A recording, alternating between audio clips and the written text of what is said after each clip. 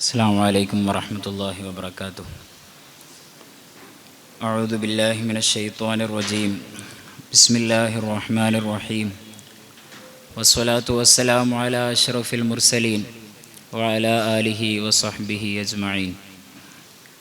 വസ്സലാത്തു വസ്സലാമു അലൈക യാ സയ്യിദി യാ റസൂലല്ലാഹ് ഖുദ് ബിയദി ഖല്ലത്ത് ഹീലത്തി അദ്രിക്നി.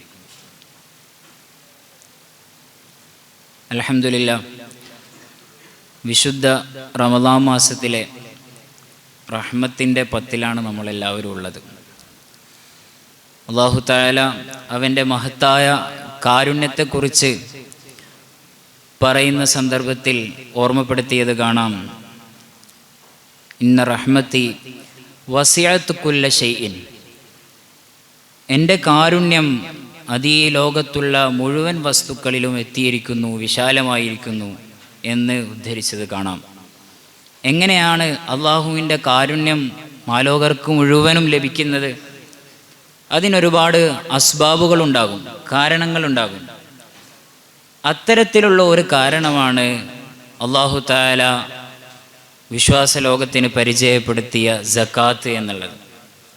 മനുഷ്യർക്ക് പരസ്പരം കരുണ ചെയ്യാനുള്ള, കാരുണ്യം കാണിക്കാനുള്ള ഒരു മാർഗം കൂടെയാണ്, ഒരു ടൂള് കൂടെയാണ് യഥാർത്ഥത്തിൽ സക്കാത്ത് എന്നുള്ളത്. നബി സല്ലല്ലാഹു അലൈഹി വസല്ലം തങ്ങൾ പറയുന്നത് കാണാം, ബുനിയൽ ഇസ്ലാമു അലാ ഖംസിൻ. 5 കാര്യങ്ങളുടെ മേലാണ് ഇസ്ലാമിനെ നിർമ്മിക്കപ്പെട്ടിട്ടുള്ളത്. ഓരോ നിർമ്മിതികൾ ഉണ്ടാകും. ഇസ്ലാമിനെ നിർമ്മിച്ചിട്ടുള്ളത് 5 കാര്യങ്ങളെ കൊണ്ടാണ്.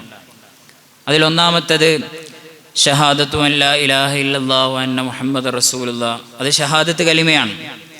രണ്ടാമതായി നബി സല്ലല്ലാഹു അലൈഹി വസല്ലം തങ്ങൾ പരിചയപ്പെടുത്തുന്നു വഇഖാമുസ് സ്വലാത്ത്. നിസ്കാരം മുറ പോലെ നിർവഹിക്കുക എന്നുള്ളതാണ് രണ്ടാമത്തെ കാര്യം. മൂന്നാമതായി നബി സല്ലല്ലാഹു അലൈഹി വസല്ലം തങ്ങൾ പരിചയപ്പെടുത്തുന്നു വഈതാഉസ് സക്കാഹ്. സക്കാത്ത് വീട്ടുക എന്നുള്ളതാണ്.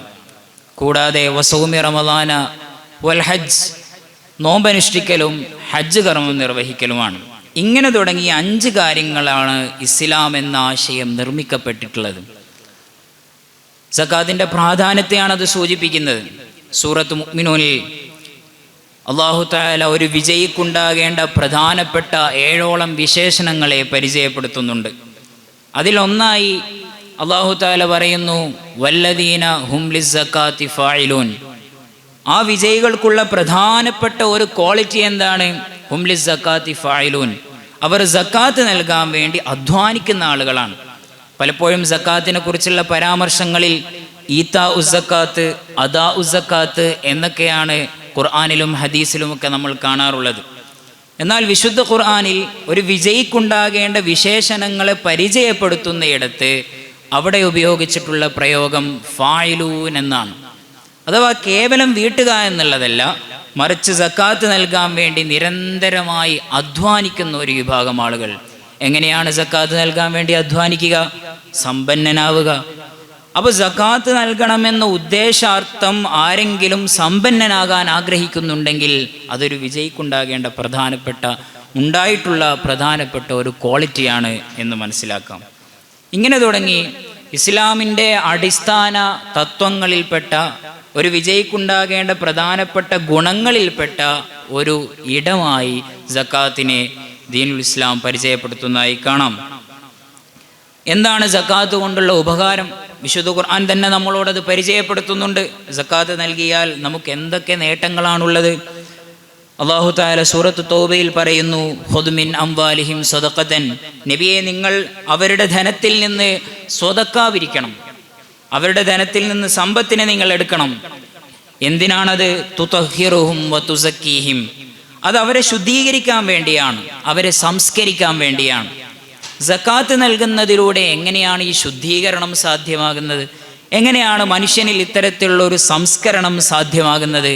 ഈ ആയത്തിനെ വിശദീകരിച്ചുകൊണ്ട് ഇമാം റാസി റളിയല്ലാഹു അൻഹു പറയുന്നു, സക്കാത്ത് നൽകുന്നതിലൂടെ മനുഷ്യനെ ശുദ്ധീകരിക്കുക എന്ന് പറഞ്ഞതുകൊണ്ടുള്ള ഉദ്ദേശം, ഒന്നാമതായി ഒരാൾ സ്വതക്ക നൽകുന്നതിനനുസരിച്ച് അയാളുടെ പാപങ്ങൾ നീക്കം ചെയ്യപ്പെടും എന്നുള്ളതാണ്. മനുഷ്യൻ്റെ ഹൃദയത്തിൻ്റെ ഉള്ളിലുള്ള കറകൾ ഓരോന്നോരോന്നായി നീക്കം ചെയ്യുന്നതിനനുസരിച്ച് നമ്മൾ വിശുദ്ധരാകും. രണ്ടാമതായി എങ്ങനെയാണ് ഈ ശുദ്ധീകരണം? ആന്തരികമായി നമ്മുടെ ഒരുപാട് ദുസ്വഭാവങ്ങളെ സ്വതക്ക നൽകുന്നതിലൂടെ, സക്കാത്ത് നൽകുന്നതിലൂടെ ദുസ്വഭാവങ്ങളെല്ലാം നീക്കം ചെയ്യപ്പെടും. മനുഷ്യന് പിശുക്ക് എന്ന് പറയുന്നത് അവനെ അഹങ്കാരിയാക്കുന്ന ഒരിടം കൂടെയാണ്. സക്കാത്ത് നൽകുന്നതിലൂടെ, സക്കാത്ത് ശീലമാക്കുന്നതിലൂടെ പിശുക്ക് എന്ന സ്വഭാവം മനുഷ്യനിൽ നിന്ന് നിർമാർജനം ചെയ്യപ്പെടും.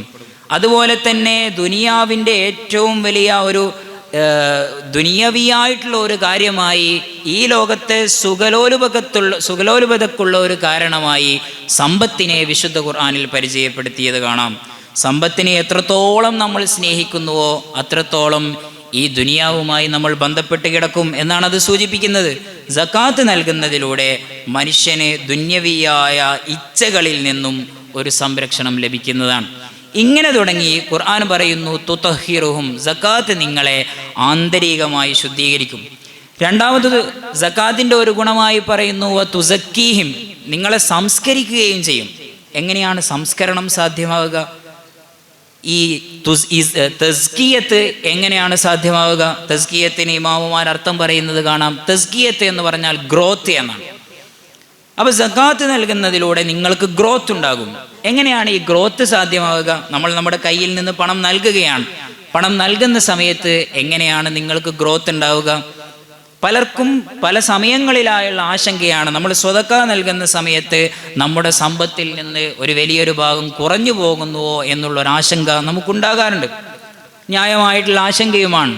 നബി സല്ലല്ലാഹു അലൈഹി വസല്ലം തങ്ങൾ പറയുന്നു, മാ നഖസ മാലും മിൻ സ്വദഖത്തിൻ, നിങ്ങൾ സ്വതക്ക നൽകുന്നതിലൂടെ നിങ്ങളുടെ സമ്പത്ത് കുറയേയില്ല.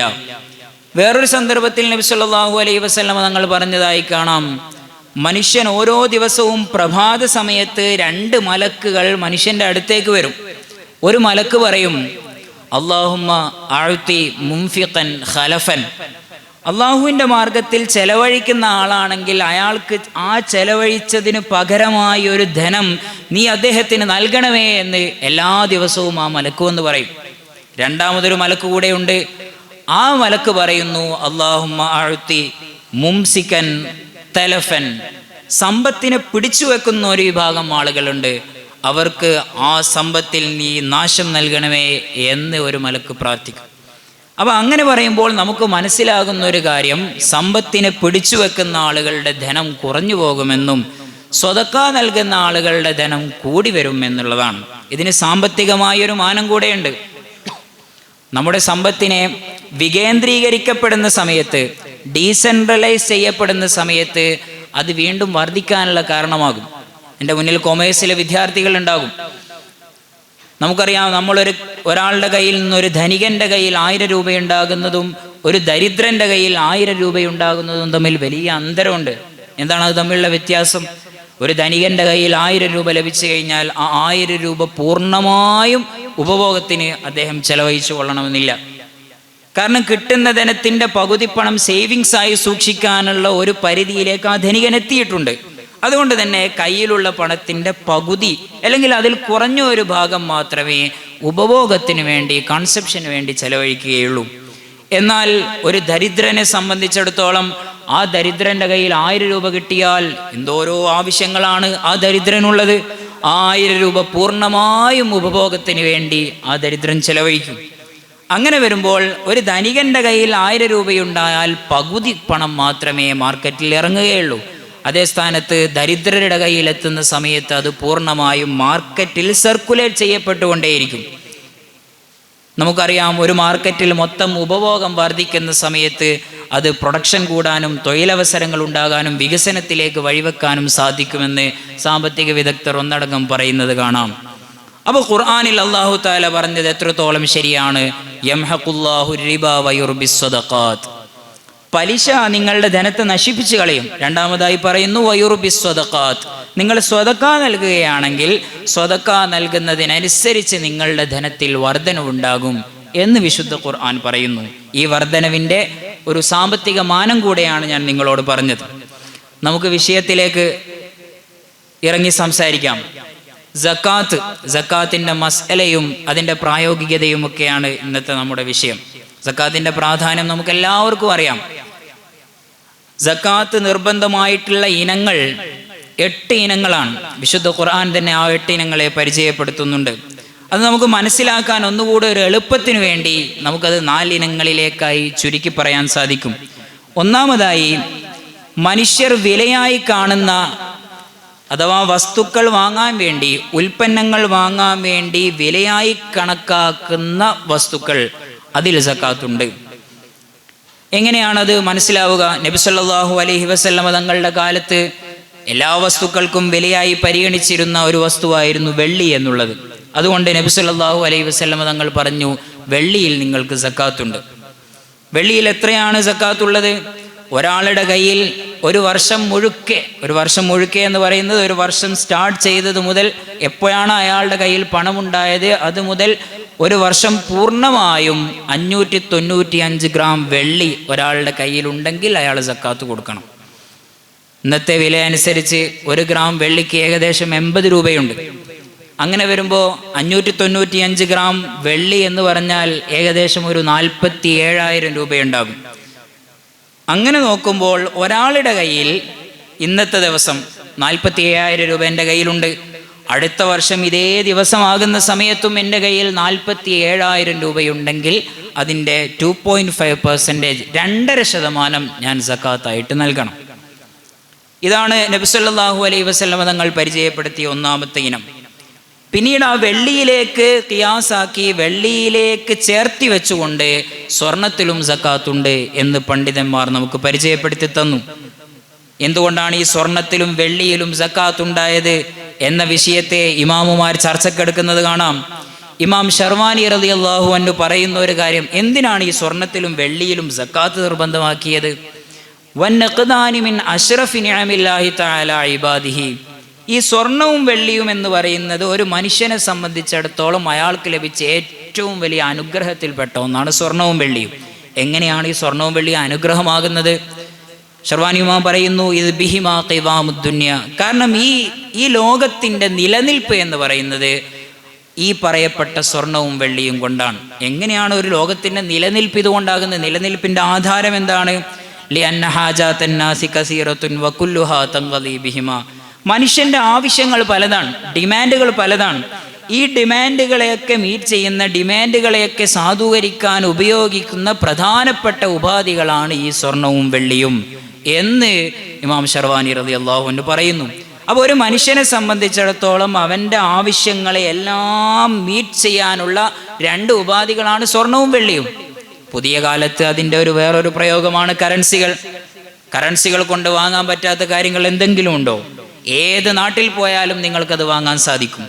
അപ്പോൾ സ്വർണത്തിലും വെള്ളിയിലും സക്കാത്തുള്ളതുപോലെ തന്നെ കറൻസിയിലും സക്കാത്തുണ്ട് എന്ന് കേവലമായ ബുദ്ധിയിലൂടെ നമുക്ക് മനസ്സിലാക്കാൻ സാധിക്കും. കറൻസിയിലെ സക്കാത്ത് എങ്ങനെയാണ് നമ്മൾ കാൽക്കുലേറ്റ് ചെയ്യുക? നേരത്തെ വെള്ളിയുടെ എങ്ങനെയാണ് കണക്ക് കൂട്ടേണ്ടത് എന്ന് ഞാൻ പറഞ്ഞു. വെള്ളിയാണ് അസ്ല്, വെള്ളിയിലാണല്ലോ ആദ്യമായി സക്കാത്ത് നിർബന്ധമാണ് എന്ന് പറഞ്ഞത്. അതുകൊണ്ട് തന്നെ വെള്ളിയിലേക്ക് ചേർത്തിക്കൊണ്ടാണ് നമ്മൾ നമ്മളുടെ കറൻസിയുടെ സക്കാത്തിൻ്റെ കണക്കുകൾ കൂട്ടേണ്ടത്. അങ്ങനെ വെക്കുമ്പോൾ ഒരാളുടെ കയ്യിലുള്ള പണം, ഞാൻ നേരത്തെ പറഞ്ഞു വെള്ളിയുടെ കണക്ക് വെച്ച് 47,000 രൂപയുണ്ടെങ്കിലാണ് സക്കാത്ത് നിർബന്ധമാവുക. ഒരാളുടെ കയ്യിൽ 47,000 രൂപ വർഷം മുഴുക്കെ ഉണ്ടെങ്കിൽ അതിന് സക്കാത്ത് കൊടുക്കണം. ഇവിടെ പ്രായോഗികമായി നമുക്ക് എല്ലാവർക്കും വരാൻ പോകുന്ന ഒരു സംശയം, എന്താണ് ആ സംശയം? വെള്ളിയുടെ വില ദിനേന മാറിക്കൊണ്ടിരിക്കുന്നു അല്ലേ? ഇന്നലത്തെ വിലയല്ല ഇന്നുള്ളത്, നാളെ വേറൊരു വിലയായിരിക്കും. ഓരോ ദിനത്തിലും വില ഇങ്ങനെ വ്യത്യാസപ്പെട്ടുകൊണ്ടേയിരിക്കും. അങ്ങനെയാണെങ്കിൽ ഞാൻ ഈ 47,000 എന്ന് കാൽക്കുലേറ്റ് ചെയ്തത് ഇന്നത്തെ വിലയായ 80 രൂപ അടിസ്ഥാനപ്പെടുത്തിയാണ്. ഈ ഒരു വർഷത്തിൽ പല സമയങ്ങളിലുമായി വ്യത്യാസമുണ്ടായിട്ടുണ്ട്. അപ്പോൾ ഞാൻ ഏത് ദിവസത്തെ വെള്ളിയുടെ വില വെച്ചാണ് കാൽക്കുലേറ്റ് ചെയ്യേണ്ടത്? ഇത് മനസ്സിലാക്കാനുള്ള ഒരു എളുപ്പമായി നമ്മുടെ കയ്യിൽ പണം എത്തിയത് മുതൽ ഒരു വർഷത്തിൻ്റെ ഇടക്ക് വെള്ളിയുടെ ഏറ്റവും ഉയർന്ന വില ഉള്ള ദിവസം ഏതാണ് എന്ന് നമ്മൾ നോക്കുക. വെള്ളിക്ക് പല വില വന്നിട്ടുണ്ടാകും. 1 ഗ്രാമിന് 80 ഉണ്ടാകും, 1 ഗ്രാമിന് 85 വന്ന ദിവസം ഉണ്ടാകാം, 75 വന്ന ദിവസം ഉണ്ടാകാം. ഈ വർഷത്തിൻ്റെ ഇടയിൽ ഏറ്റവും ഉയർന്ന വില വന്ന ദിവസം ഏതാണ്? ഉദാഹരണത്തിന് 80 ആണ് എന്ന് കണക്ക് കൂട്ടുക. അപ്പോൾ 80 ആണ് എന്ന് കണക്ക് കൂട്ടിക്കഴിഞ്ഞാൽ അത് വെച്ച് 595 ഗ്രാം വെള്ളിക്ക് എത്രയുണ്ട്, അതെത്ര പൈസയാണ്, അത് നിങ്ങളുടെ കയ്യിൽ ഒരു വർഷം മുഴുക്കെ ഉണ്ടോ എങ്കിൽ സക്കാത്ത് കൊടുക്കണം. അപ്പോൾ ഇതാണ് ഒരാളുടെ കറൻസിക്ക് സക്കാത്ത് എങ്ങനെയാണ് എന്ന് കാൽക്കുലേറ്റ് ചെയ്യാനുള്ള വളരെ എളുപ്പമായൊരു മാർഗം. 2 കാര്യങ്ങളാണ് നമ്മൾ അതിൽ ശ്രദ്ധിക്കേണ്ടത്. ഒന്ന്, നമ്മുടെ കയ്യിൽ നിസാബ് എത്തിയിട്ടുണ്ടോ? നിസാബ് എത്രയാണ്? 595 ഗ്രാം വെള്ളിയാണ്. 595 ഗ്രാം വെള്ളിയുടെ വില നമ്മൾ എങ്ങനെയാണ് കണക്കാക്കുക? ആ വർഷത്തെ വെള്ളിയുടെ ഏറ്റവും ഉയർന്ന വില നോക്കി നമ്മളത് കണക്കാക്കുന്നു. ഒരു വർഷം മുഴുക്കെ നിന്റെ കയ്യിൽ ഈ പണം, ഈ നിസാബ് 45,000 രൂപയാണെങ്കിൽ അത് മുഴുക്കെ ഉണ്ടോ? ഉണ്ടെങ്കിൽ അതിൻ്റെ 2.5% നിങ്ങൾ സക്കാത്തായിട്ട് നൽകണം. ഇനി ഇതുമായി ബന്ധപ്പെട്ട് ചില സംശയങ്ങൾ നമുക്ക് സ്വാഭാവികമായിട്ടും വരാം. ഒരാളുടെ കയ്യിൽ 5 ലക്ഷം രൂപ കയ്യിലുണ്ട്, അയാൾക്ക് 10 ലക്ഷം രൂപ കൊടുക്കാനുണ്ട്, കടമുണ്ട്. അല്ലെങ്കിൽ വേറൊരു സംശയം, ഞാൻ എൻ്റെ കയ്യിൽ നിന്ന് ഒരു 5 ലക്ഷം രൂപ ഒരാൾക്ക് കടം കൊടുത്തിട്ടുണ്ട്, അയാൾ 2 വർഷം കഴിഞ്ഞാൽ എനിക്ക് തരുമെന്ന് പറഞ്ഞിട്ടുണ്ട്, പക്ഷെ എൻ്റെ കയ്യിൽ ലഭിച്ചിട്ടില്ല. ഇത്തരം പണങ്ങൾക്കൊക്കെ സക്കാത്ത് നൽകേണ്ടതുണ്ടോ? കടങ്ങൾക്ക് ഏത് ഘട്ടത്തിലാണെങ്കിലും കടങ്ങൾക്ക് സക്കാത്തുണ്ട്. അത് ഏത് തരത്തിലുള്ള കടമാണെങ്കിലും അതിന് സക്കാത്തുണ്ട്. അപ്പോൾ എപ്പോഴാണത് കൊടുക്കേണ്ടത്? ഞാൻ ഒരാൾക്ക് 5 ലക്ഷം രൂപ കടം കൊടുത്തിട്ടുണ്ട്, അങ്ങനെയാണെങ്കിൽ അതിന് സക്കാത്ത് കൊടുക്കണം. അത് എപ്പോഴാണ് കൊടുക്കേണ്ടത്? ഇതിൽ ചില വ്യത്യാസങ്ങളുണ്ട്. അത് 2 ഘട്ടങ്ങളിലായി അതിനെ മനസ്സിലാക്കിയാൽ ആ വിഷയം നമ്മൾക്ക് ക്ലിയർ ആവും. ഒന്നാമതായി, നമ്മൾ ചില ആളുകൾക്ക് കടം കൊടുക്കും, 1 വർഷം കഴിഞ്ഞാൽ അത് തിരികെ ലഭിക്കുമെന്നുള്ള കാര്യം നമുക്ക് ഉറപ്പായിരിക്കും. ഏതുപോലെ നമ്മൾ ചില വാടകക്ക് സാധനങ്ങൾ വാങ്ങുന്ന സമയത്ത്, ബിൽഡിങ്ങുകളൊക്കെ റെന്റിന് വാങ്ങുന്ന സമയത്ത് നമ്മളൊരു അഡ്വാൻസ് തുക കൊടുക്കും. അതിൻ്റെ ഒരു പൊതുവെയുള്ള ഒരു സ്വഭാവം എന്ന് പറയുന്നത്, വർഷാവസാന സമയം എപ്പോഴാണോ ഈ റെന്റിൽ നിന്ന് നിങ്ങൾ ഒഴിവാകുന്നത്, ആ സമയത്ത് നിങ്ങൾക്ക് തിരികെ ആ വാടക ലഭിക്കുമെന്നാണ്. അതൊരു കടത്തിൻ്റെ സ്ഥാനത്താണ്. അതിനോരോ വർഷവും നമ്മൾ സക്കാത്ത് കൊടുക്കണം. കാരണം ആ പൈസ നിങ്ങൾക്ക് തിരികെ ലഭിക്കുമെന്നുള്ള കാര്യം നിങ്ങൾക്ക് ഉറപ്പാണ്. അപ്പോൾ നിങ്ങൾ കൊടുത്ത കടം അത് നിങ്ങൾക്ക് തിരികെ ലഭിക്കുമെന്നും അത് ഏത് സമയത്തും നിങ്ങൾക്ക് വാങ്ങാൻ പറ്റുമെന്നുമെന്നുള്ള ഒരു ഉറപ്പ് നിങ്ങളുടെ കയ്യിലുണ്ടെങ്കിൽ, ഓരോ വർഷം കഴിയുമ്പോഴും അതിന് കൃത്യമായി 2.5% നിങ്ങൾ സക്കാത്ത് കൊടുക്കണം. അത് നിങ്ങളുടെ കയ്യിൽ ലഭിച്ചാലും ഇല്ലെങ്കിലും നിങ്ങൾ അതിന് കൊടുക്കണം. ഇനി അതിൻ്റെ ഇടയിൽ വേറൊരു സന്ദർഭം, സാഹചര്യം കൂടെയുണ്ട്. നിങ്ങളൊരാൾക്ക് സക്കാത്ത് കൊടുക്കുന്നു, നിങ്ങളൊരാൾക്ക് കടം കൊടുക്കുന്നു, പക്ഷേ അയാൾ നിങ്ങൾക്ക് തരുമോ ഇല്ലയോ എന്ന് നിങ്ങൾക്ക് യാതൊരുവിധ ധാരണയുമില്ല. ചിലപ്പോൾ കിട്ടിയേക്കാം എന്ന കേവലം ഒരു പ്രതീക്ഷ മാത്രമാണ് നിങ്ങൾക്കുള്ളത്. അത്തരം ഘട്ടങ്ങളിൽ ഓരോ വർഷവും നിങ്ങൾ സക്കാത്ത് നൽകേണ്ട ആവശ്യമില്ല. മറിച്ച് എപ്പോഴാണോ നിങ്ങൾക്ക് ആ പണം ലഭിക്കുന്നത് അപ്പോൾ മാത്രമേ നിങ്ങൾ സക്കാത്ത് നൽകേണ്ടതുള്ളൂ. അപ്പോൾ കടത്തിൻ്റെ വിഷയത്തിൽ 2 സാഹചര്യങ്ങളാണുള്ളത്. ഒന്നുകിൽ നിങ്ങളുടെ പണം നിങ്ങൾക്ക് തിരികെ ലഭിക്കുമെന്ന് നിങ്ങൾക്ക് ഉറപ്പാണ്, അത് നിങ്ങൾക്ക് ഏത് സമയവും വാങ്ങാൻ പറ്റും, അങ്ങനെയാണെങ്കിൽ ഓരോ വർഷം കഴിയുമ്പോഴും 2.5% കൊടുക്കണം. അല്ലെങ്കിൽ നിങ്ങൾ കടം കൊടുത്ത വ്യക്തി, ആ വ്യക്തിയിൽ നിന്ന് കടം തിരികെ ലഭിക്കുമോ എന്ന് നിങ്ങൾക്ക് യാതൊരു ധാരണയുമില്ല, ഉറപ്പുമില്ല, നിങ്ങൾക്കത് സാധിക്കുന്നുമില്ല. അങ്ങനെയാണെങ്കിൽ എപ്പോഴാണോ നിങ്ങൾക്കത് ലഭിക്കുന്നത് അപ്പോൾ മാത്രമേ കൊടുക്കേണ്ടതുള്ളൂ. അപ്പോൾ പിന്നെ ചില ആളുകൾ ഇപ്പോൾ ഒരു 10 ലക്ഷം രൂപ നമ്മുടെ കയ്യിൽ നിന്ന് കടം വാങ്ങി, ഒരു 40 വർഷത്തിന് ശേഷമാണ് അയാൾ നിങ്ങൾക്ക് 10 ലക്ഷം രൂപ തിരിച്ചു തരുന്നത്. അങ്ങനെയാണെങ്കിൽ 10 ലക്ഷവും സക്കാത്ത് കൊടുക്കേണ്ടി വരും. കാരണം 10 ലക്ഷത്തിൻ്റെ 2.5% 40 വർഷത്തേക്ക് കൂട്ടിക്കഴിഞ്ഞാൽ പൈസ കിട്ടൂല. അപ്പോൾ 10 ലക്ഷം നിങ്ങളുടെ കയ്യിൽ തിരികെ ലഭിച്ചാൽ 10 ലക്ഷം പൂർണ്ണമായും സക്കാത്ത് കൊടുക്കേണ്ടി വരും. അപ്പോൾ എപ്പോഴാണോ നിങ്ങൾക്ക് ലഭിക്കുന്നത് അപ്പോൾ നിങ്ങൾ സക്കാത്ത് നൽകേണ്ടതുണ്ട്. പുതിയ കാലത്ത് നമുക്കറിയാം, ജോലി ചെയ്യുന്ന ആളുകൾക്ക് പ്രോവിഡൻറ്റ് ഫണ്ട് എന്ന പേരിൽ കൊടുക്കാറുണ്ട്, ഗ്രാറ്റുവിറ്റി എന്ന പേരിൽ കൊടുക്കാറുണ്ട്. അങ്ങനെ ഈ PF ആയിട്ടും ഗ്രാറ്റുവിറ്റി ആയിട്ടും വ്യത്യസ്തങ്ങളായ രൂപങ്ങളിലൂടെ തൊഴിലാളികളുടെ കയ്യിൽ നിന്ന്, എംപ്ലോയീസിൻ്റെ കയ്യിൽ നിന്ന് പണം മേടിക്കാറുണ്ട്. ഇതിന് സക്കാത്തുണ്ടോ എന്ന് പലരും ചോദിക്കും. അപ്പം നേരത്തെ പറഞ്ഞ ആ കടത്തിൻ്റെ വിഷയം തന്നെ ഇതിലേക്ക് ചേർത്ത് വെച്ചാൽ നമുക്കത് എളുപ്പത്തിൽ മനസ്സിലാക്കാം. ഉദാഹരണത്തിന് PF 3 വിധത്തിലുണ്ട്. നിങ്ങൾക്ക് അറിയാമായിരിക്കും, എങ്കിൽ കൂടെ ഞാൻ പറയാം. PF 3 വിധത്തിലുണ്ട്. ഒന്നാമത്തെ ഒരു രൂപം എന്ന് പറയുന്നത്, നമ്മുടെ സാലറിയിൽ നിന്ന് ചെറിയൊരു എമൗണ്ട് അതെല്ലാ മാസവും ഇങ്ങനെ ഗവൺമെൻറ്റിലേക്ക് കൊടുക്കും. എപ്പോഴാണോ നമ്മൾ നമ്മുടെ ജോലി അവസാനിപ്പിക്കുന്നത് ആ സമയത്ത് നമ്മൾക്കത് തിരികെ ലഭിക്കും. അത് നമ്മുടെ സാലറിയിൽ നിന്നാണ് ആ പണം എടുക്കുന്നത്, അത് നമ്മുടെ പണമാണ്. നമ്മളെപ്പോഴാണോ ജോലി അവസാനിപ്പിക്കുന്നത് ആ സമയത്ത് നമുക്ക് ആ പണം തിരികെ ലഭിക്കുകയും ചെയ്യും. ഇത് കടത്തിൻ്റെ സ്ഥാനത്താണ്, ഇത് നമുക്ക് തിരികെ ലഭിക്കുമെന്ന് ഉറപ്പാണ്. അതുകൊണ്ട് തന്നെ ഇതിന് സക്കാത്ത് നൽകൽ നിർബന്ധവുമാണ്. എന്നാൽ ചില പ്രോവിഡൻറ്റ് ഫണ്ടുകൾ അങ്ങനെയല്ല. ഉദാഹരണത്തിന്, ഏതാണോ കമ്പനി, ആ കമ്പനി ഒരു പണം ഗവൺമെൻറ്റിന് നൽകും. നമ്മുടെ ഒരു ക്ഷേമത്തിന് വേണ്ടി, നമ്മുടെ ഒരു വെൽഫെയറിന് വേണ്ടി, നമുക്ക് വേണ്ടി ഒരു പണം ഗവൺമെൻറ്റിൻ്റെ കയ്യിലേക്ക് എല്ലാ മാസവും കൊടുക്കും. അത് നമ്മുടെ സാലറിയിൽ നിന്ന് ഡിഡക്റ്റ് ചെയ്യപ്പെടുന്നില്ല, സാലറിയിൽ നിന്ന് എടുക്കുന്ന പണമല്ല. ഇത്തരം ഘട്ടങ്ങളിൽ അത് ശരിക്കും നമ്മുടെ പണമല്ല. മാത്രവുമല്ല, ഏതെങ്കിലും ഒരു നിമിഷം നമുക്കത് തരാതിരിക്കണമെങ്കിൽ കമ്പനിക്ക് അത് ചെയ്യാനുള്ള അധികാരവുമുണ്ട്. അദ്ദേഹത്തിന് അത് കൊടുക്കേണ്ടതില്ല എന്ന രൂപത്തിലേക്ക് അതിനെ മാറ്റാനും ട്രാൻസ്ഫോം ചെയ്യാനും കമ്പനിക്ക് സാധിക്കും. ഇത്തരം ഘട്ടങ്ങളിൽ നമ്മൾ ആ പണത്തിന് സക്കാത്ത് നൽകേണ്ടതില്ല. കാരണം അത് നമ്മുടെ പണമല്ല, നമുക്കത് തിരികെ ലഭിക്കുമെന്ന് ഉറപ്പില്ല. ഏത് നിമിഷവും അത് നമ്മുടെ കയ്യിൽ നിന്ന് പിൻവലിക്കാൻ കമ്പനിക്ക് അധികാരവുമുണ്ട്. ഇത്തരം ഘട്ടങ്ങളിൽ ആ ഒരു പണത്തിന് നമ്മൾ സക്കാത്ത് കൊടുക്കേണ്ടതുമില്ല. പുതിയ കാലത്ത് ഗൾഫ് നാടുകളിലൊക്കെ ജീവിക്കുന്ന ആളുകൾക്ക് ഗ്രാറ്റുവിറ്റി എന്ന പേരിൽ കമ്പനികൾ ഇത്തരത്തിലുള്ള പണം നൽകാറുണ്ട്. അത് കമ്പനി നൽകുന്നതായതുകൊണ്ട് തന്നെ അതിന് നമ്മൾ സക്കാത്ത് നൽകേണ്ടതുമില്ല. ഇവിടെ നമ്മൾ ശ്രദ്ധിക്കേണ്ട പ്രധാനപ്പെട്ട 2 കാര്യം. ഒന്ന്, ഞാൻ നേരത്തെ പറഞ്ഞു, നമ്മൾ വാടകയ്ക്ക് കൊടുക്കുന്ന സമയത്ത് അഡ്വാൻസ് തുക കൊടുക്കും. ആ അഡ്വാൻസ് തുകക്ക് നമ്മൾ സക്കാത്ത് കൊടുക്കണം. രണ്ടാമത്, വലിയ വലിയ കമ്പനികളിലൊക്കെ നമ്മൾ ഇൻവെസ്റ്റ് ചെയ്യും. വലിയ ധനം 5 ലക്ഷവും 10 ലക്ഷവും 20 ലക്ഷവും നമ്മൾ ഇൻവെസ്റ്റ് ചെയ്യും. പക്ഷേ ആ കമ്പനി സ്റ്റാർട്ട് ചെയ്തിട്ടുണ്ടാകില്ല. ചിലപ്പോൾ അതിൻ്റെ പ്ലാനിങ്ങിൻ്റെ പ്രാരംഭഘട്ടത്തിലായിരിക്കും. 1, 2, 3, 4, 5 വർഷവും കഴിയുന്ന സമയത്താണ് ഒരുപക്ഷെ അതിൻ്റെ നിർമ്മാണ പ്രവർത്തനങ്ങൾക്ക് വേണ്ടി ഈ പണം ഉപയോഗിക്കുന്നത്. അപ്പോൾ അത്രയും വർഷം നിങ്ങൾ കൊടുത്ത 10 ലക്ഷം അവരുടെ കയ്യിൽ ഭദ്രമായി ഉള്ളത് കൊണ്ട് തന്നെ അത് ബിസിനസ്സിൽ ഇറങ്ങാത്തത് കൊണ്ടും ആ 10 ലക്ഷത്തിന് നിർബന്ധമായിട്ടും സക്കാത്ത് നൽകേണ്ടതുണ്ടാകും. അപ്പോൾ വല്ല കമ്പനികളിലും നമ്മൾ നിക്ഷേപിച്ചിട്ടുണ്ടെങ്കിൽ നമ്മുടെ പണം ബിസിനസ്സിൽ ഇറങ്ങിയിട്ടുണ്ടോ എന്ന് നമ്മൾ പരിശോധിക്കേണ്ടതുണ്ട്. ഇറങ്ങിയിട്ടില്ലെങ്കിൽ 1 വർഷം കഴിയുന്ന സമയത്ത് നിസാബ് എത്തിയിട്ടുണ്ടെങ്കിൽ അതിന് നിർബന്ധമായും നമ്മൾ സക്കാത്ത് നൽകണം. അപ്പോൾ സക്കാത്തിൻ്റെ ഒന്നാമത്തെ ഒരു ഇടം എന്ന് പറയുന്നത് അത് ഈ കറൻസികളിലാണ്, അല്ലെങ്കിൽ സ്വർണത്തിലും വെള്ളിയിലുമാണ്. സ്വർണം പറയുന്ന സമയത്ത് എല്ലാ സ്വർണത്തിലും സക്കാത്തുണ്ട് എന്ന് പലരും തെറ്റിദ്ധരിക്കാറുണ്ട്. നമ്മുടെ വീട്ടിലൊക്കെ സ്ത്രീകളുടെ കയ്യിൽ ആഭരണങ്ങൾ ഉണ്ടാകും. ആ ആഭരണങ്ങൾക്ക് സക്കാത്തുണ്ട് എന്ന് തെറ്റിദ്ധരിക്കുന്നവരുണ്ട്. ആഭരണങ്ങൾക്ക് ഹലാലായ ആവശ്യങ്ങൾക്ക് വേണ്ടി നമ്മൾ ഉപയോഗിക്കുന്ന ഒരു സ്ത്രീ, ആ സ്ത്രീ പൊതുവെ ആളുകൾക്കൊന്നും ഇസ്രാഫായി തോന്നാത്ത രൂപത്തിൽ ഉപയോഗിക്കുന്ന ഒരു ആഭരണം, ആ ആഭരണത്തിൽ ഒരിക്കലും സക്കാത്തില്ല. ഇനി ഉപയോഗിക്കണമെന്ന് ഉദ്ദേശമൊക്കെ ഉണ്ട്, പക്ഷേ വർഷത്തിലുടനീളം ആ ആഭരണം ഉപയോഗിച്ചിട്ടില്ല. എൻ്റെ വീട്ടിൽ ആഭരണങ്ങളുണ്ട്, ആ ആഭരണം ഉപയോഗിക്കണമെന്ന് ഉദ്ദേശമുണ്ട്, പക്ഷേ വർഷത്തിലുടനീളം അത് ഉപയോഗിച്ചിട്ടില്ല. അങ്ങനെയാണെങ്കിലും അതിന് സക്കാത്ത് കൊടുക്കേണ്ടതില്ല. ഇനി വേറൊരു സാഹചര്യമുണ്ട്.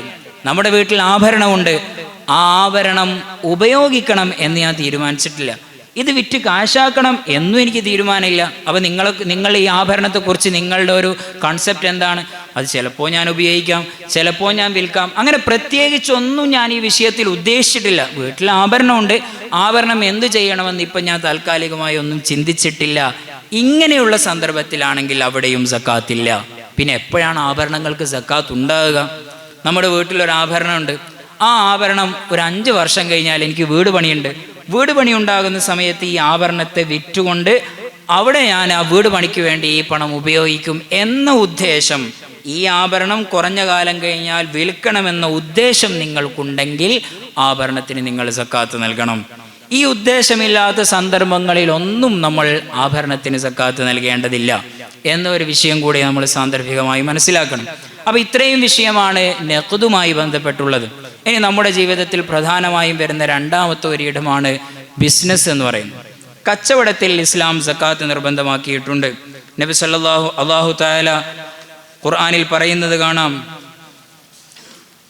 യാ അയ്യുഹല്ലദീന ആമനു അൻഫിഖൂ മിൻ ത്വയ്യിബാതി മാ കസബ്തും, നിങ്ങൾ ചെയ്യുന്ന ഗുണാത്മകമായിട്ടുള്ള കച്ചവടങ്ങളിലൊക്കെയും നിങ്ങൾ സ്വതക്ക നൽകണം, നിങ്ങൾ അതിൽ സക്കാത്ത് നൽകണം എന്ന് വിശുദ്ധ ഖുർആനിൽ അല്ലാഹു തആല പറയുന്നത് കാണാം. എപ്പോഴൊക്കെയാണ് കച്ചവടത്തിൽ സക്കാത്ത് നിർബന്ധമാവുക? 2 കാര്യങ്ങൾ നിങ്ങൾ കച്ചവടത്തിൻ്റെ സക്കാത്തിൽ ഓർത്തു വെക്കുക. നേരത്തെ നമ്മൾ കറൻസിയിൽ പറഞ്ഞതുപോലെ തന്നെ 2 കാര്യങ്ങൾ. ഒന്നാമതായി നിസാബ് എത്തേണ്ടതുണ്ട്. പക്ഷെ കറൻസിയിൽ നിന്നും ചെറിയൊരു വ്യത്യാസം നമ്മൾ കച്ചവടത്തിലേക്ക് വരുന്ന സമയത്തുണ്ട്. കറൻസിയിൽ ഞാൻ പറഞ്ഞു എല്ലാ വർഷത്തിലുടനീളം നിങ്ങളുടെ കയ്യിൽ 45,000 രൂപ ഉണ്ടാകേണ്ടതുണ്ട്. എന്നാൽ കച്ചവടത്തിലേക്ക് വരുന്ന സമയത്ത് വർഷത്തിലുടനീളം ഉണ്ടാകണമെന്നില്ല, വർഷാവസാനം മാത്രം സക്കാത്ത് ഉണ്ടായാൽ മതി. അഥവാ എപ്പോഴാണോ നിങ്ങളുടെ ബിസിനസ് സ്റ്റാർട്ട് ചെയ്തത്, അതെപ്പോഴാണോ അത് സ്റ്റാർട്ട് ചെയ്തത് മുതൽ എപ്പോഴാണോ ഒരു വർഷമാകുന്നത്, ആ വർഷാവസാനം ആ ദിവസം മാത്രം നിങ്ങളുടെ കയ്യിൽ നിസാബ് ഉണ്ടായാൽ മതി. എങ്ങനെയാണ് ഈ കച്ചവടത്തിലെ നിസാബ് കാൽക്കുലേറ്റ് ചെയ്യുക? ഞാൻ പറഞ്ഞു കച്ചവടത്തിൻ്റെ സക്കാത്തിൽ ഒരു വർഷം തികയുന്ന സമയത്ത് അന്നത്തെ സക്കാത്ത് മാത്രം കാൽക്കുലേറ്റ് ചെയ്താൽ മതി. എങ്ങനെയാണ് ഈ നിസ്വാബ് കാൽക്കുലേറ്റ് ചെയ്യുക? എന്താണ് ഈ നിസ്വാബ്? കച്ചവടം തുടങ്ങി ഒരു വർഷമാകുന്ന സമയത്ത് ആ സമയത്തുള്ള സ്റ്റോക്കുകൾ നമ്മൾ കാൽക്കുലേറ്റ് ചെയ്യുക. ഏതൊക്കെയാണ് സ്റ്റോക്കുകളാകുക? ഒരാൾ കച്ചവട ആവശ്യാർത്ഥം വാങ്ങിയ വസ്തുക്കൾ മാത്രമേ സ്റ്റോക്കുകളാവുള്ളൂ. ഇപ്പോൾ ഉദാഹരണത്തിന് ഞാൻ വലിയൊരു കമ്പ്യൂട്ടർ ഷോപ്പ് തുടങ്ങി, കമ്പ്യൂട്ടർ വിൽക്കുന്ന വലിയൊരു ഷോപ്പ് തുടങ്ങി. സ്വാഭാവികമായിട്ടും അവിടെ ഒരുപാട് മെറ്റീരിയൽസ് എനിക്ക് വാങ്ങേണ്ടതുണ്ടാകും. എൻ്റെ റൂമിൽ ചൂടാകുന്ന സമയത്ത് AC വേണ്ടതുണ്ടാകും, ചെയർ വേണ്ടതുണ്ടാകും, അലമാരകൾ വേണ്ടതുണ്ടാകും. ഇതൊന്നും നമ്മുടെ ബിസിനസ്സിൻ്റെ സ്റ്റോക്കുകളല്ല.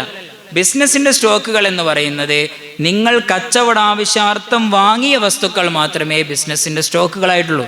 അപ്പോൾ ഉദാഹരണത്തിന് നമ്മുടെ വീടുകളിലൊക്കെ സ്ത്രീകൾ ഈ റമദാൻ കാലയളവിലൊക്കെ അച്ചാറുകൾ ഉണ്ടാക്കി അത് വിൽക്കുന്ന ഒരു രൂപമുണ്ട്. ഇവർക്ക് കച്ചവടത്തിൻ്റെ സക്കാത്ത് വരില്ല.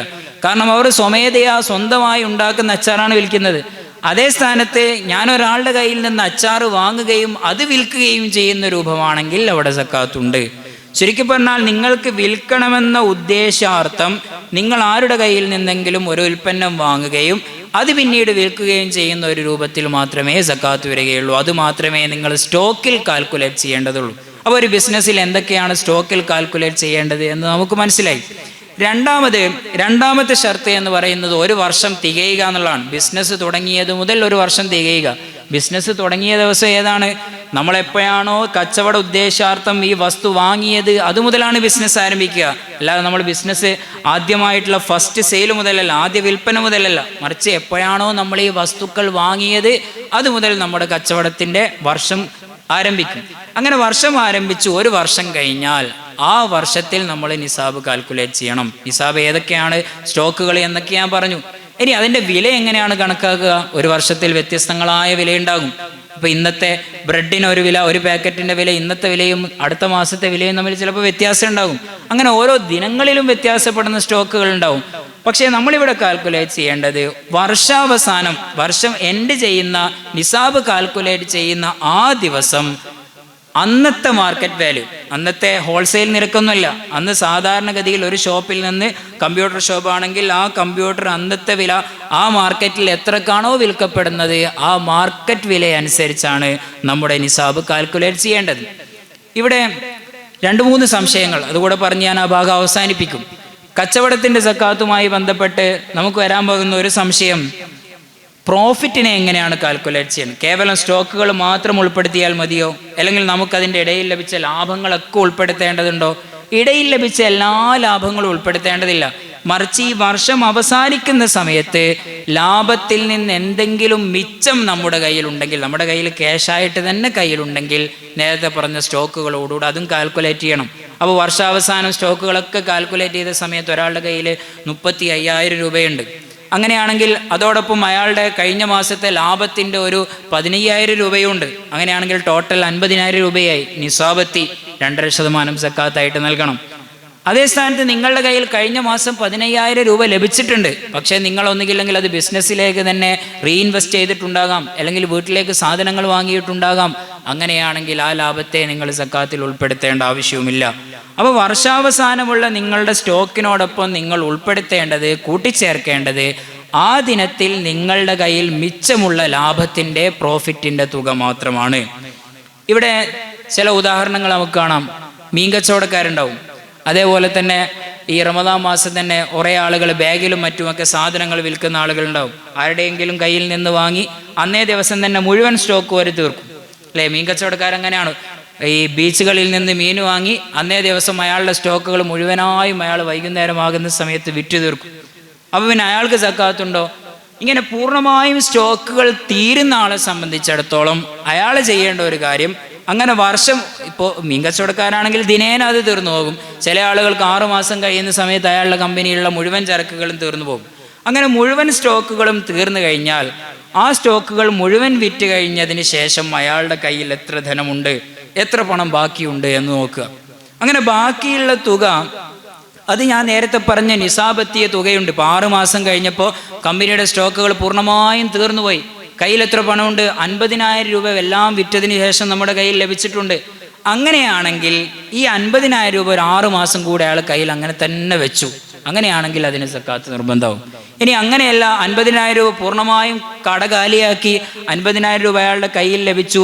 ഈ 50,000 രൂപ കൊണ്ട് അയാൾ പുതിയ വസ്തുക്കളും മറ്റും വാങ്ങിയാൽ അവിടെ നിന്ന് അങ്ങോട്ട് പുതിയ വർഷമാണ് ആരംഭിക്കുക. അപ്പോൾ മീൻ കച്ചവടക്കാരൊക്കെ സംബന്ധിച്ചിടത്തോളം ഓരോ ദിവസവും വർഷം ഇങ്ങനെ ആരംഭിക്കും. അപ്പോൾ ഒരിക്കലും വർഷം തികയില്ല. ഇന്നിപ്പോൾ ഒരു വർഷം ആരംഭിച്ചാൽ നാളെ പുതിയ വർഷം ആരംഭിക്കും, മറ്റന്നാൾ പിന്നെയും പുതിയ വർഷം ആരംഭിക്കും. ഇങ്ങനെ ഓരോ വർഷവും ഓരോ ദിവസവും പുതിയ വർഷം ആരംഭിക്കുന്നതുകൊണ്ട് തന്നെ ഒരിക്കലും ഒരു വർഷം പൂർത്തിയാവില്ല. അപ്പോൾ അത്തരക്കാരെ സംബന്ധിച്ചിടത്തോളം സക്കാത്ത് നിർബന്ധമാവുകയുമില്ല. അപ്പോൾ ഈ വിഷയം കൂടെ കച്ചവടത്തിൻ്റെ സക്കാത്തിന് വേണ്ടി നമ്മൾ ആലോചിക്കേണ്ട ഒരു വിഷയമാണ്. ഇനി ചുരുങ്ങിയ രണ്ട് മൂന്ന് കാര്യങ്ങൾ കൂടെ പറഞ്ഞ് ഞാൻ അവസാനിപ്പിക്കാം. ഈ അടുത്ത് ഒരാൾ വന്ന് എന്നോട് ചോദിച്ചു, എൻ്റെ ബിസിനസ്സിൻ്റെ സ്റ്റോക്കുകളൊക്കെ എടുത്ത സമയത്ത് ഏകദേശം അത് 5 ലക്ഷം രൂപയുണ്ട്. പക്ഷേ എൻ്റെ ബിസിനസ്സിൽ 10 ലക്ഷം രൂപ കടവുമുണ്ട്. 5 ലക്ഷം രൂപ സ്റ്റോക്കും പ്രോഫിറ്റൊക്കെ എടുത്തൊക്കെ സമയത്ത് അത്രയുണ്ട്. പക്ഷേ എൻ്റെ ബിസിനസ് എൻ്റെ കടത്തിലാണ്. ഓൾറെഡി 4 നാക്കൊക്കെ ഞാൻ പൈസ കൊടുക്കാനുണ്ട്. 10 ലക്ഷം രൂപ ഞാൻ കടം കൊടുക്കാനുണ്ട്. അപ്പോൾ ശരിക്കും പറഞ്ഞാൽ 5 ലക്ഷം രൂപ ഞാനിപ്പോൾ നഷ്ടത്തിലാണ്. കാരണം 5 ലക്ഷം ലാഭമുണ്ട്, സ്റ്റോക്കിൻ്റെ പൈസ ഒക്കെ നോക്കി 5 ലക്ഷം ഉണ്ട്, 10 ലക്ഷം കടമാണല്ലോ. അങ്ങനെയാണെങ്കിൽ ഞാൻ അതിന് സക്കാത്ത് നൽകേണ്ടതുണ്ടോ എന്നൊരാൾ ചോദിച്ചു. ഇമാം നവവി റളിയല്ലാഹു അൻഹു തുഹ്ഫയിൽ പറയുന്നത് കാണാം, വലാ യംനഉ ദൈനു വുജൂബഹ, കടമുണ്ടായി എന്നുള്ളത് കൊണ്ട് സക്കാത്തിൻ്റെ നിർബന്ധ ബാധ്യത ഒരിക്കലും വിട്ടുപോകില്ല. അപ്പോൾ ഒരാൾക്ക് എത്ര കടമുണ്ട് എന്നുള്ളത് പരിഗണനയല്ല. വർഷാവസാന സമയത്ത് അയാളുടെ സ്റ്റോക്കും പ്രോഫിറ്റും ഒക്കെ കാൽക്കുലേറ്റ് ചെയ്തിട്ട് നിസാബുണ്ടോ, അങ്ങനെയാണെങ്കിൽ സക്കാത്ത് കൊടുക്കണം. അപ്പോൾ കടമോ, ആ കടം വേണമെങ്കിൽ ഈ സ്റ്റോക്ക് വിറ്റിട്ട് അയാൾക്ക് വിൽക്കാം. ഈ കടം വീട്ടാവുന്നതാണ്. കടം വീട്ടാനുള്ള വേറെയും ഒരുപാട് ഓപ്ഷനുകളുണ്ട്. കടം 1 വർഷമായി അയാൾ ഇങ്ങനെ വെച്ചു എന്നുള്ളത് കൊണ്ട് ഒരിക്കലും സക്കാത്ത് വേണ്ട എന്നുള്ളൊരവസ്ഥ വരികയില്ല. ഇവിടെ വേറൊരു സംശയം കൂടി വരാം.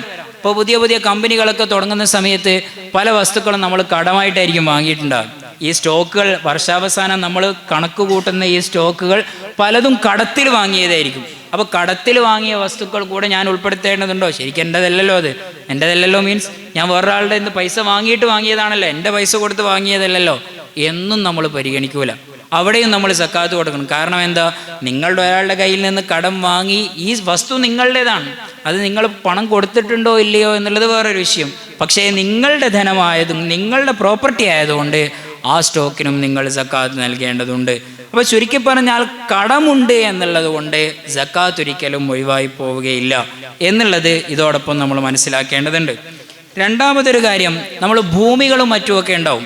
ഇപ്പോൾ ഭൂമികൾ, വാഹനങ്ങൾ, ഇതിനൊക്കെ സക്കാത്തുണ്ട്. അല്ലെങ്കിൽ സമ്പത്ത് എന്ന് പറയുന്നത് കറൻസി മാത്രമല്ല, അല്ലെങ്കിൽ നമ്മുടെ കയ്യിലുള്ള ബിസിനസ് മാത്രമല്ല, ഒരുപാട് ഭൂമികളുള്ള ആളുകളുണ്ടാവും, വലിയ വലിയ ബിൽഡിങ്ങുകൾ കയ്യിലുള്ള ആളുകളുണ്ടാവും. ഇതിനൊക്കെ സക്കാത്തുണ്ടോ എന്ന് നമുക്ക് വേണമെങ്കിൽ ഒന്ന് ചോദിക്കാം.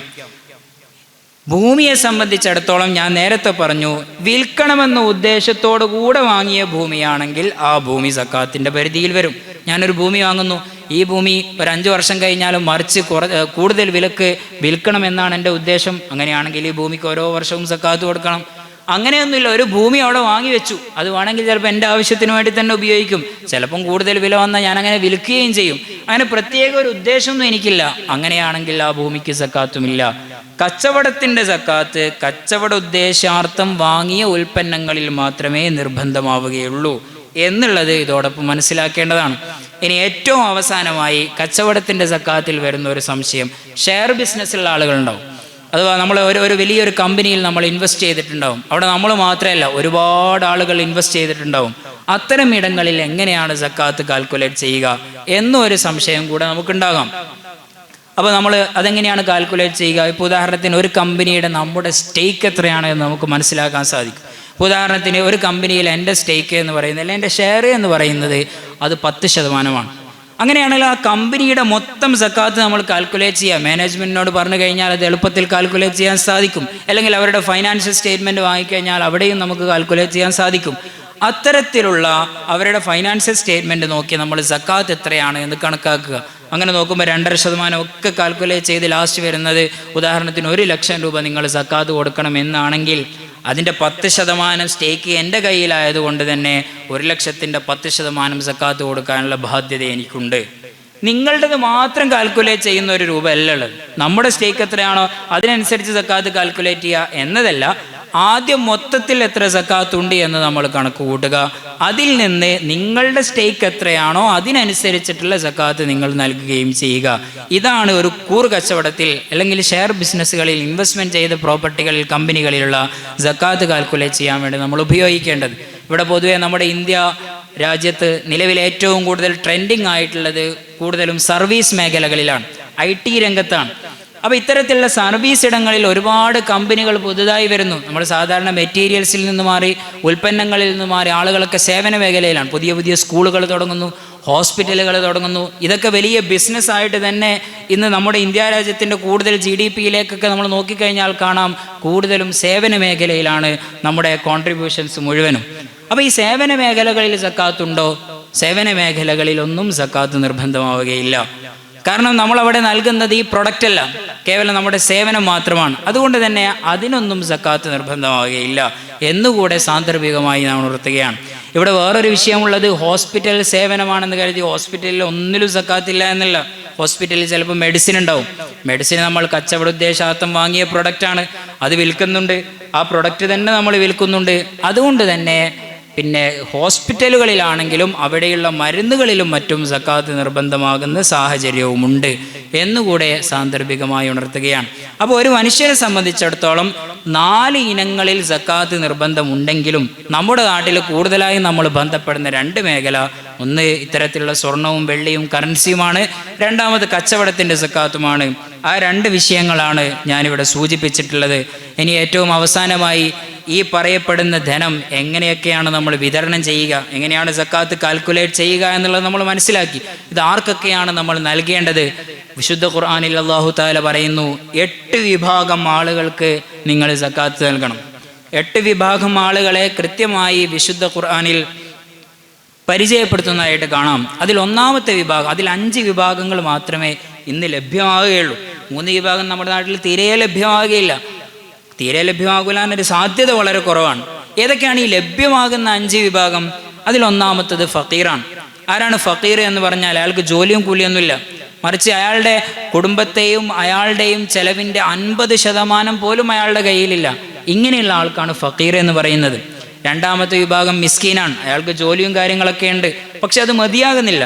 ഒന്നുകൂടെ പിന്നെ കണക്കുകൂട്ടി പറയുകയാണെങ്കിൽ 50% മുകളിൽ അയാളുടെ കയ്യിൽ ധനമുണ്ട്, പക്ഷെ 100% ഇല്ല. 100% ആകുമ്പോഴാണല്ലോ മതിയാകുക. 100% പൂർണ്ണമാകുന്ന രൂപത്തിൽ അദ്ദേഹത്തിൻ്റെ കയ്യിൽ ധനമില്ല, പക്ഷെ 50% മുകളിലുണ്ട്. അങ്ങനെയാണെങ്കിൽ അയാൾ മിസ്കീനാണ്. ഇതാണ് രണ്ടാമത്തെ വിഭാഗം. മൂന്നാമത്തെ വിഭാഗം എന്ന് പറയുന്നത് ആമിലാണ്. ആമിൽ എന്ന് പറയുന്നത് ഇസ്ലാമിക ഭരണകൂടത്തിൻ്റെ കീഴിൽ സക്കാത്ത് പിരിക്കാൻ വേണ്ടി നിയോഗിച്ച ആളാണ്. ആ ഒരു വിഭാഗം നമ്മുടെ നാട്ടിലില്ല. നാലാമത്തെ വിഭാഗം എന്ന് പറയുന്നത് പൊതുവിശ്വാസികളാണ്. നമ്മുടെ നാട്ടിൽ നിങ്ങൾക്ക് ചിലയിടങ്ങളിലായി നമുക്കത് കാണാൻ സാധിക്കും. അവർക്ക് സക്കാത്ത് നൽകാവുന്നതാണ്.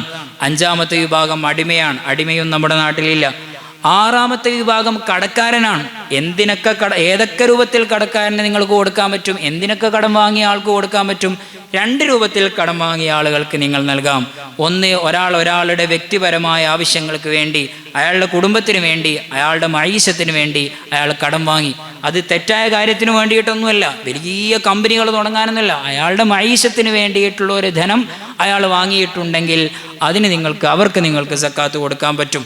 രണ്ടാമതായി, ഒരു നാട്ടിലെ ഒരു പൊതു പ്രശ്നം പരിഹരിക്കാൻ വേണ്ടി ഒരാൾ കടം വാങ്ങി. ഒരു നാട്ടിലെ 2 ആളുകൾക്കിടയിൽ തർക്കമുണ്ട്, അല്ലെങ്കിൽ മറ്റേതെങ്കിലും രൂപത്തിൽ ആ നാട്ടിലൊരു പ്രശ്നമുണ്ട്, ഒരു പ്രോബ്ലം ഉണ്ട്.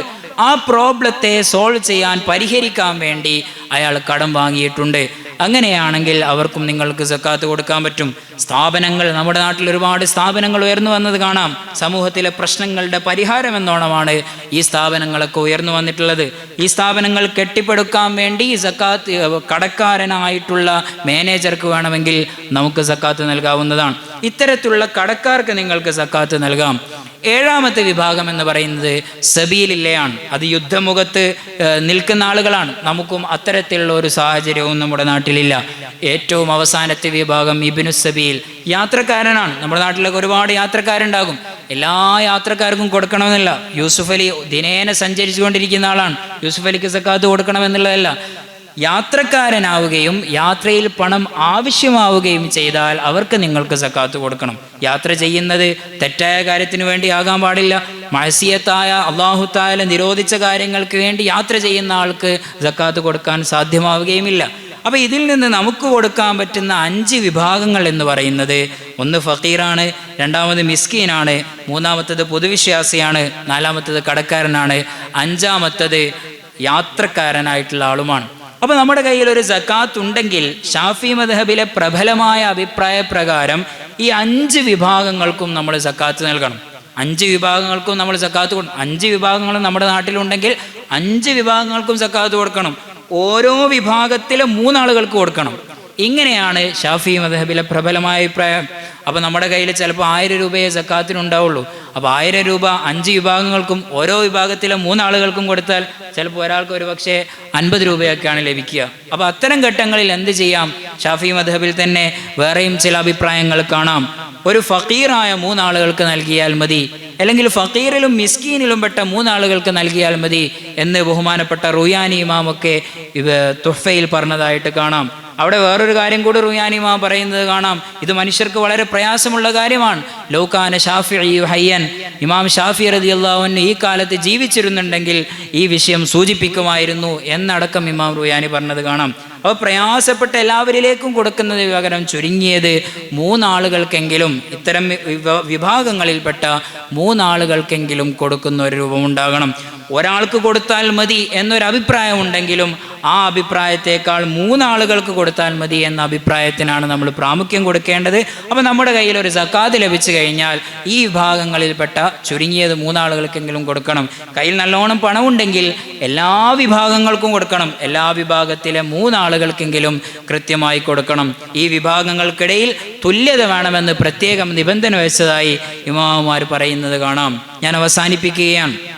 മനുഷ്യനെ സംബന്ധിച്ചിടത്തോളം, നമ്മളെ സംബന്ധിച്ചിടത്തോളം നമ്മൾ പ്രധാനമായും മുന്നിടുന്ന 2 മേഖലകളാണ്. ഒന്ന് സ്വർണവും വെള്ളിയും കറൻസിയും, 2 കച്ചവടത്തിന് സക്കാത്തും. അതാണ് സൂചിപ്പിച്ചത്.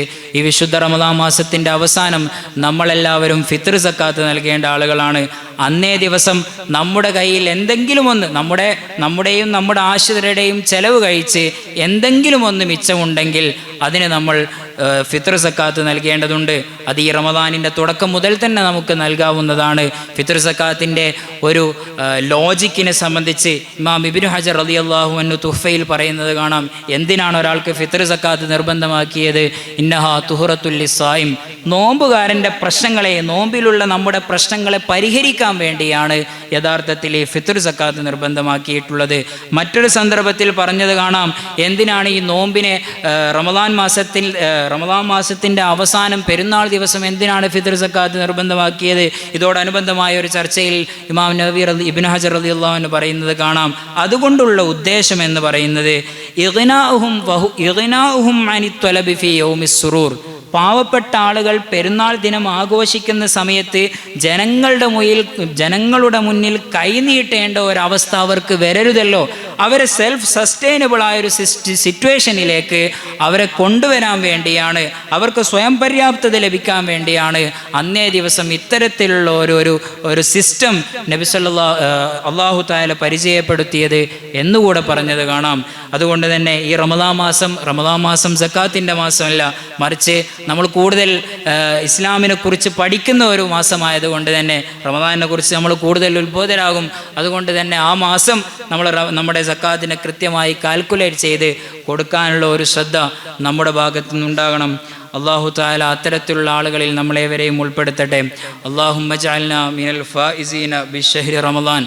اللهم اجعل هذا الشهر الشريف العظيم المبارك شاهدا لنا لا شاهدا علينا واجعله حجة لنا لا حجة علينا.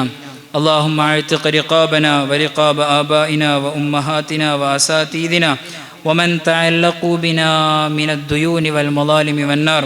اللهم اجعلنا واجعلهم ممن رضي عنهم شهر رمضان ولا تجعلنا ولا إياهم ممن خصمهم شهر رمضان. ربنا آتنا في الدنيا حسنة وفي الآخرة حسنة وقنا عذاب النار.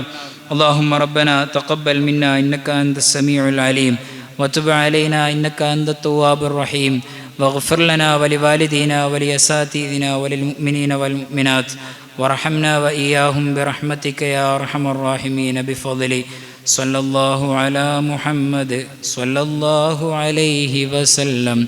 صلى الله على محمد صلى الله عليه وسلم. اللهم صل على محمد يا رب صل وسلم.